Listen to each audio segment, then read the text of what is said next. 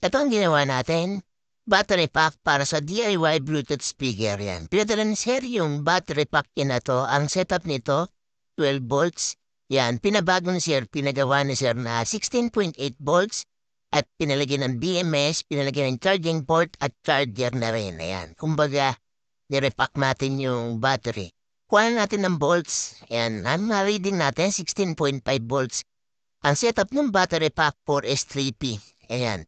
Yung battery galing kay Sir, ang ginawa lang natin, nirebuild lang natin yan. Para sa 16.8 volts and BMS, taka charger.